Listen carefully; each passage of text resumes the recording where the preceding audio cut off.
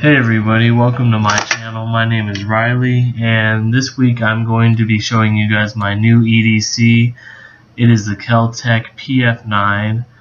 Now I'm going to be doing a review and a reliability test of this gun to make sure it is. Basically, I did this video to make sure it was worthy of being my everyday carry pistol. So in this video I did a simple test. I did 200 rounds of full metal jacket ammo through different, I used a bunch of different ammo, PMC, laser brass, federal, lots of different ammo. So I put 200 rounds down the range, and I just wanted to see if it would malfunction or jam. And unfortunately I only have around 100 rounds on footage because my camera died halfway through because I forgot to charge it, so that's my fault. But I made it through 200 rounds without a malfunction or a jam.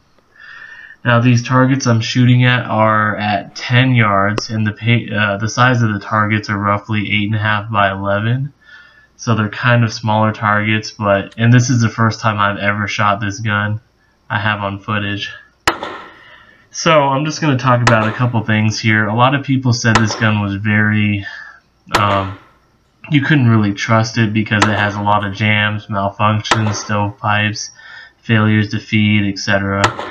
But a lot of other people loved it, so it was kind of like one way or the other, love it or hate it. So I decided to I love my sub 2000, so I decided to take a chance and try this gun out. And like I said, I ran 200 rounds through it, full metal jackets, zero malfunctions at all. And my groupings weren't that amazing until I shot probably 5 or 6 mags through it, just because this gun takes a while to get used to because of the recoil and the trigger. The gun I was using previously as my EDC was the Taurus TCP. Now I switched to this, the Kel-Tec PF-9, and surprisingly the PF-9 did have more kick than the TCP, but probably just because it's a bigger round. I went from 380 to 9mm. So in this video I'm just showing you guys me shooting the gun, and I'm changing targets every 2 magazines just to show you I'm not shooting the same thing over and over. And my accuracy was improving every time I shot the gun, so I was doing a little better. And again, I'm not a great shot with this gun, but at 10 yards I think I was doing okay. And like I said, the target I was shooting was 8.5 by 11 inches, so it's not a very big target to begin with. But I think I did decent for my first time shooting this gun, and I wish I would have got all 200 rounds on camera, because I mean I had, like I said, zero malfunctions with this gun. Anyways, I absolutely love the gun. I wanted to get something bigger because the TCP just, I mean, while it was a good gun, it just wasn't, I don't know, something about it. I wanted to start carrying a 9mm because 380 just didn't seem, not that 380 isn't effective, I just personally wanted to go with the single stack 9mm. I went through all the other options of the Glock, the Shield, Car CM9, everything else. But I just kept coming back to the Kel-Tec PF-9 because I like how slim it is, I like how lightweight it is, and it fits great in my hand, and I just absolutely love it. And it only comes with 1 magazine, so I had to order another one. I actually ordered the other magazine on eBay, and it was just a standard Kel-Tec magazine. So I ordered it on eBay, and I got it the day my gun came, and now I got 2 7-round magazines for it, so 7 plus 1. That's a great for 9mm. I think that's great for carry. Let's see here. I think I'm going to show you the target in just a second. And as you can see in a second, my groupings at 10 yards increased a little bit. The accuracy increased a little bit. They were all inside the target zone this time.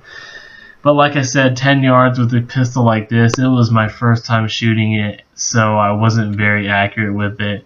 I'm not trying to make any excuses, it's just this gun takes a while to figure out and control the recoil on. So one thing I want to mention before I end the video too is a lot of people are getting failures to feed, malfunctions and stuff from shooting the gun with kind of a limp wrist. And basically what happens is if you don't hold the gun very tightly and you let it kind of flip back and you don't have, I guess, like a really strong hold on it, the gun can actually malfunction.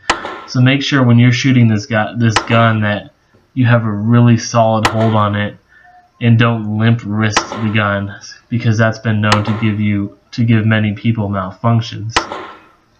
Other than that, the gun feels great in the hand. I like the size. Your pinky will probably hang off the bottom if you don't put the magazine things on the bottom, but that's fine with me. It's a concealed carry pistol. It's not meant to be, you know, like a full-size pistol or anything like that. So just a couple of stats about the gun. It has a 5-pound trigger pull, 3.1-inch barrel, and unloaded it weighs around 12.7 ounces, which is it's really lightweight. That's what I loved about it. I considered carrying other pistols, but they weren't as slim and lightweight as this pistol. The only thing that I really worried about was the reliability. Everyone kept telling, not everybody, a lot of people kept saying Kel-Tec PF-9s are not reliable, that it's gonna be nothing but a headache and give you malfunctions. But I found that not to be true. I ran 200 rounds through this gun the day I got it, and I had 0 malfunctions. 0. So that's 100% reliability, and for me that's good enough. That's why the Kel-Tec PF-9 is now my current EDC. The magazines are nice. They're actually easy to load, and they're single stack, so only 7 rounds. It's not very hard to load these magazines. Like I said, the trigger is hard to get used to, but after 200 rounds you'll definitely get used to it. And the recoil too, it's what you can expect from a lightweight 9mm single stack. So, and again, I'm shooting this at 10 yards. I know my groupings aren't very good, but it just took me a while to get good at shooting this gun. So, like I said, guys, I really do like the PF-9. I'm kind of happy that I switched from the TCP just because I like this a lot more. And this is a lot cheaper than shooting 380 ACP all the time.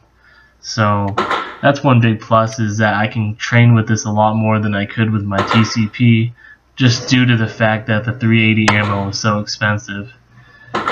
So I wish I got the whole 200 rounds on film, but my camera died halfway through, so I only got like 100 or 120 rounds through it. And like I said, guys, I love this gun. I'm a big fan of Kel-Tec. I've never had a problem with any Kel-Tecs I've ever shot. So I definitely would recommend this gun. And Kel-Tec does say there's a 200 round break-in period, so expect malfunctions during that time. But I didn't even get any malfunctions during that 200 round break-in period. Anyways, guys, if you liked my video, please give me a thumbs up. Please consider subscribing to my channel. I release new content every week, usually on Wednesday. And next week I'm going to have something cool too. So I just thought I'd let you guys see this video of my new EDC. And I just loaded 2 rounds real quick in that last mag just to finish off a box. So that's why I only shot 2 rounds there. Anyways, please give me a thumbs up and consider subscribing. Please check out the Kel-Tec PF-9. It's an awesome gun. I would highly recommend it. 200 rounds through the gun, 0 malfunctions. So that's 100% for me, guys. Have a great day. Have a great week. I'll see you next week.